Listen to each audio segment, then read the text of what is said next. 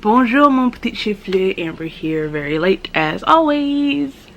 So today is October 11th and I'm finally sitting down. No, I said October. Today's November 11th. And I'm finally sitting down to film my October reading wrap up. I was going to try to form an excuse, but let's just, I don't.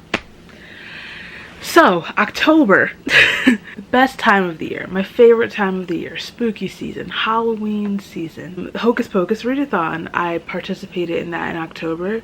So that's what all of these books are for. This is a really good reading month for me. I read some really good books. I finished a favorite series of mine. Okay, so the first book that I read in October was one that I've been putting off since it came out.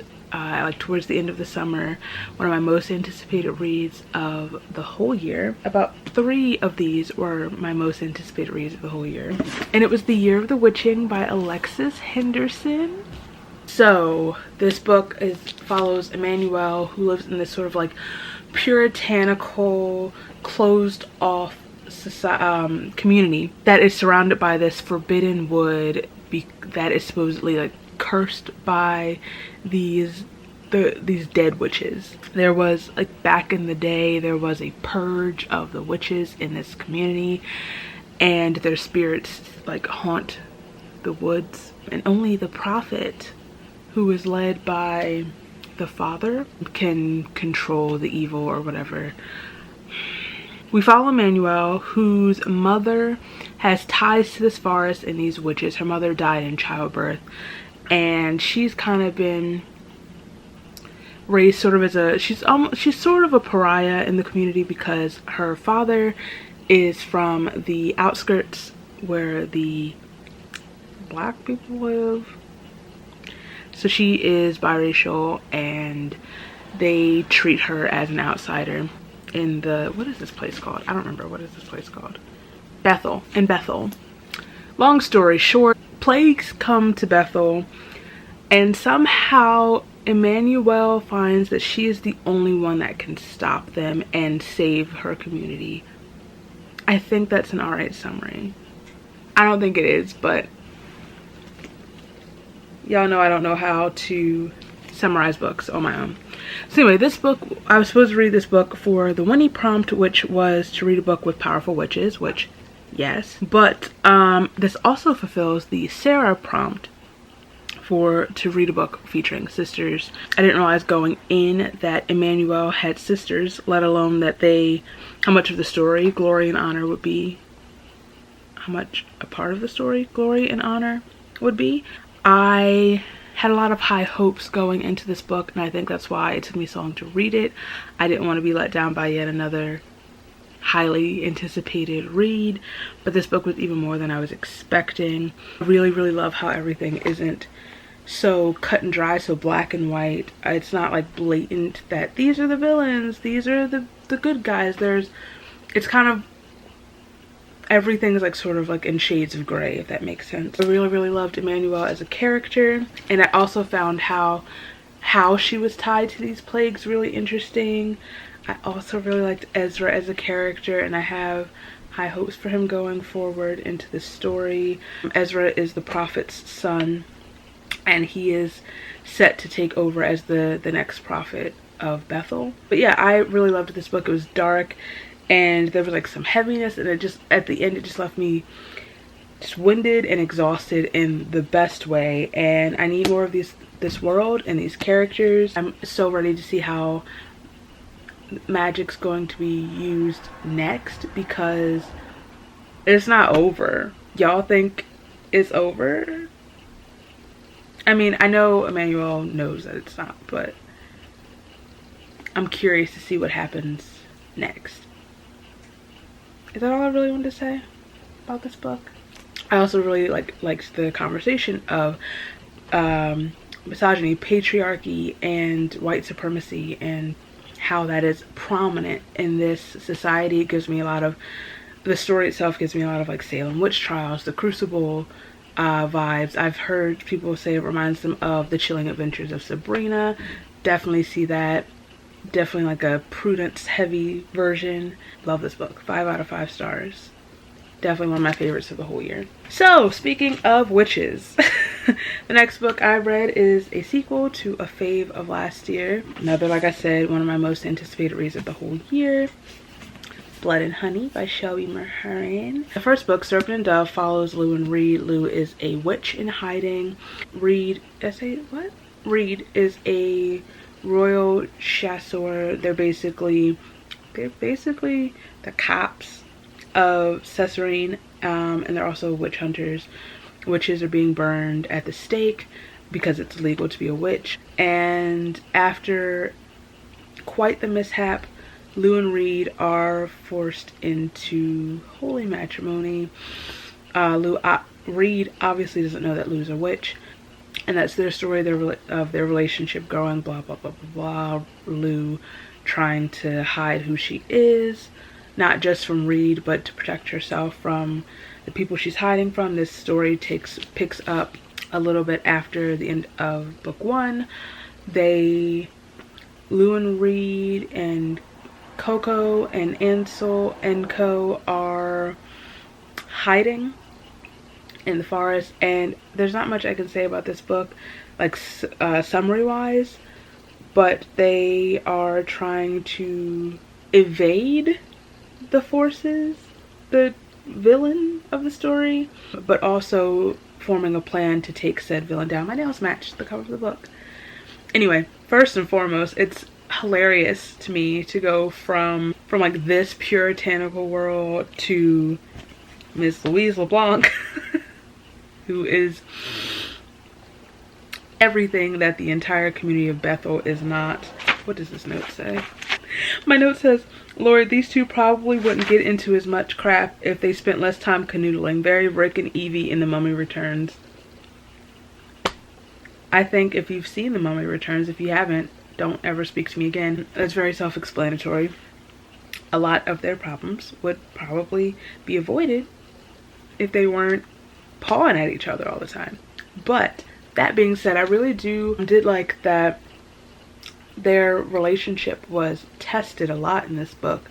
I know a complaint in book 1 was like how quickly they were like really into each other, but that is actually quite the topic in this book, and exploring how much of that was just like physical attraction or whatever. And both of these characters just really are going through it to the point where both of them will really act like fully on my nerves for a lot of the book. I mean, I get it, I understand it.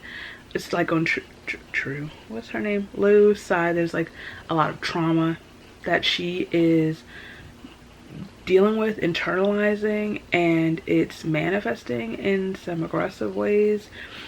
Reed's just learned a lot of stuff that has changed his whole like outlook on life, and so he has to kind of like rewire his whole brain, but he's annoying about it. I'm like, Lou, Reed, please.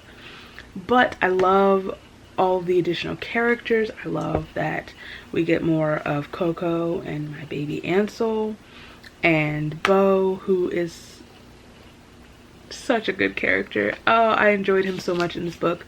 Like a cast of so many other characters. The world really expanded a lot in this book. It wasn't just Lou and Reed living in a tower, flirting with each other, and also like hating each other. Yeah, there's a lot happened in this book. It was a lot, okay? And then the end of the book, Shelby did a thing I was hoping she didn't do, and it hurt my feelings. And then we got to the actual end of the book, and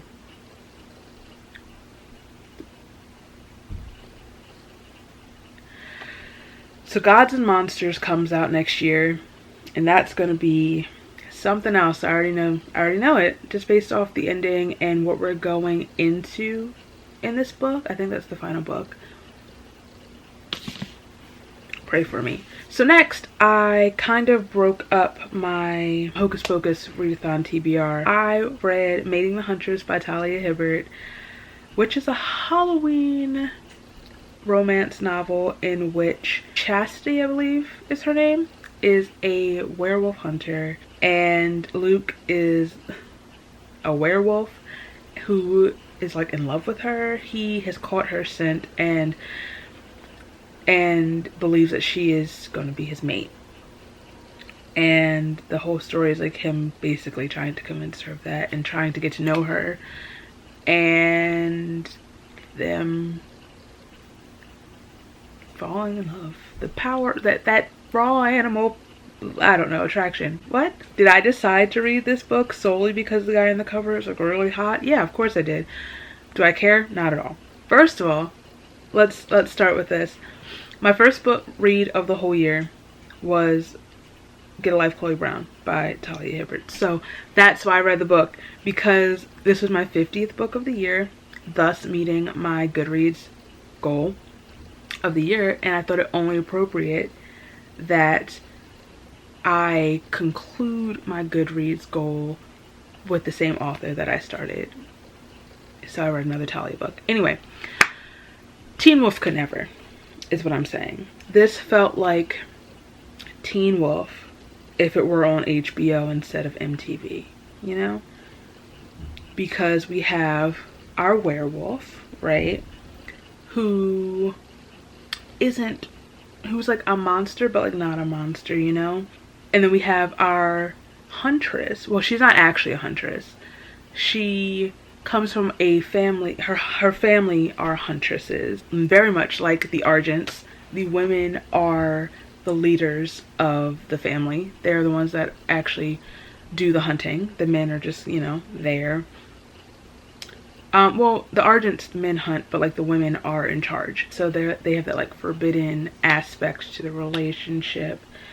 Except Chastity knows that he's a wolf from the start, and she's like, bruh, I'ma kill you. She doesn't, obviously. But yeah, I enjoyed this. I didn't think I wasn't going to enjoy it, because I haven't read a Talia Hibbert book that I haven't enjoyed, you know?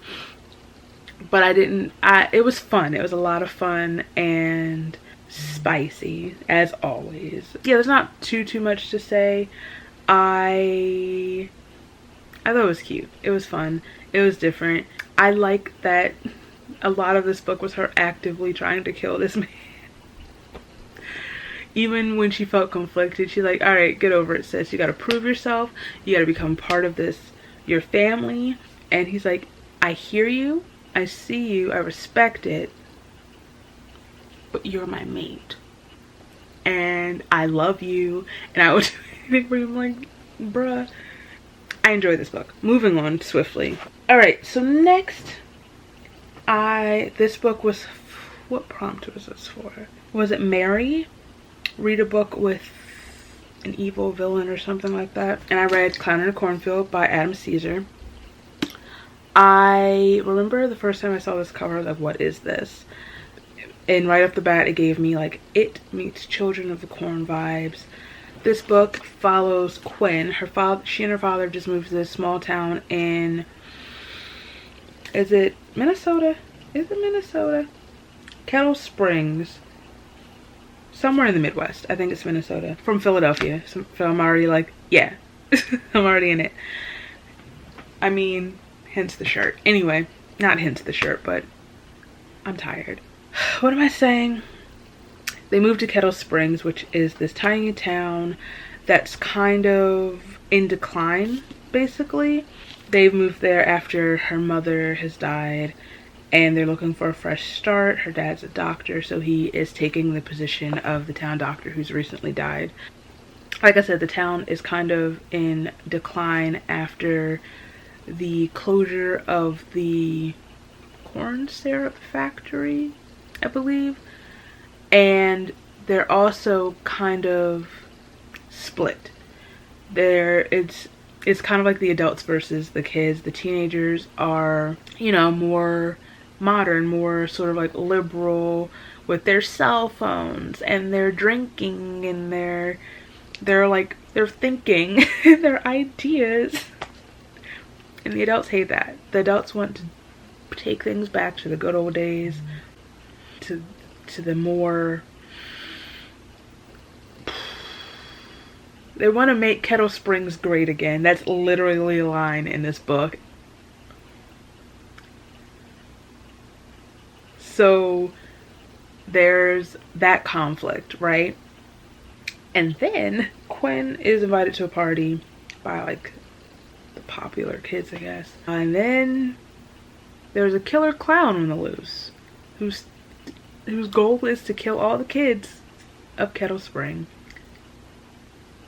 So this book is like a slasher film in a YA book. And while I love horror movies, let's start there, but I am not a slasher gal myself. There are a few that I'll watch, some just because they're classics like Halloween, but I found that I really enjoy reading slasher horror. You know, I'm more of a paranormal, supernatural girl myself as far as horror movies go, but reading it is something different. I don't know, maybe it's the visualization, seeing things how I interpret it rather than like however it's displayed on the screen. Sometimes the acting's not the best. I had fun with this. It was quick, obviously, you see, but it was a lot of fun. It was, if gore is not your thing, I'd probably skip this because we go into detail about all the murders. And it took a little bit for the actual action to start, but once it did, it didn't slow. And then once you figure out the real villainry, I'll say, it's like, you know what? I'm not surprised, but wow. Also, there's a level of reality to the villainry. It's living in this country in 2020 that like it's just like, I know this is fiction, I know it's like it's extreme, but is it? I could see this happening, and that's unfortunate. But like I said, I enjoyed this book. It was fun. I sped through it. It was such a good book to read for Halloween. And honestly, I know I said I don't really like slasher films, but this book in particular, I could see it, like, if it were done well, I would watch it as a movie. I like the characters. I wasn't like overly attached to the characters, not all of them, but like they weren't completely sort of like flat and hollow, which is like also a thing that I find in horror movies, at least like this type of horror, that like we don't spend a lot of time developing characters because it goes right into the bloodshed. There was at least enough character development in this book that I enjoyed it. I don't think anything I said made sense. And then the last book that I read, I think so. The last book that I read in October, I almost said July for some reason, was the final book in one of my most recent favorite series, and I can't believe I'm done with these books so quickly. I finally read The Empire of Gold by S.A. Chakraborty, which is the final book in the Daevabad trilogy, City of Brass books. And what a satisfying conclusion. What a satisfying conclusion. First of all, this book is huge. And it's heavy. That's why I'm like not really holding it up the whole time. Wow. There's not a lot I can say. I've told y'all time like again and again what this series is about, but like all of the ends were tied properly. I believe everyone got the ending they deserved. There was a lot of, I felt bittersweet about a lot of things. There were some tears shed. I loved watching Nari grow and Allie grow and just everybody. I liked watching like just the weaving of these relationships and these characters, and just there was a lot of me just going, why a lot of things made me really angry. Just right off the bat, look, page 9, I was already yelling at characters I don't know what else to say without spoiling a lot. This is the final book in a trilogy. All the characters went through so much turmoil in this book just to get to their conclusions, but it was worth it. This journey, I loved every second of this journey. I am so glad that I finally picked up this series. I love it so much. Can't believe it took me so long to get into this. Okay, I don't remember what I was saying before the doorbell rang, but I am thrilled that all of my favorite characters survived, because I don't know, Miss Shannon Chakraborty would have gotten a letter. She would have gotten a letter if she had touched my babies. Well, she did harm them, but if they didn't make it out of this saga, I think I went through a lot of turmoil and I questioned a lot of decisions, but I think at the end everyone was where they were meant to be. And I just need a little novella just to check in on them and see how they're working through all of their trauma and how they're doing. Just give me like another maybe like 5-year time jump just to tell me how my kids are doing. My kids, I'm like the same age as a handful of them. How my babies are doing. So because I was so rudely interrupted by FedEx, I think my thoughts are scrambled. But those are all the books that I read in October. Like I said, we're almost halfway through November and I've only read one book because I'm supposed to be finishing this novel, but that ain't happening right now. I've been very distracted by everything, the election and stuff, but we'll see what happens. I haven't eaten today, so I feel really like my brain's not producing words. Thank you for watching this video. Let me know what you read in October, what your favorite book was that you read in October, or your least favorite, whatever. If you like this video, please give it a thumbs up. If you like me, feel free to subscribe. All my places are down here so you can follow me and I'll follow you back. And I'll see you very soon.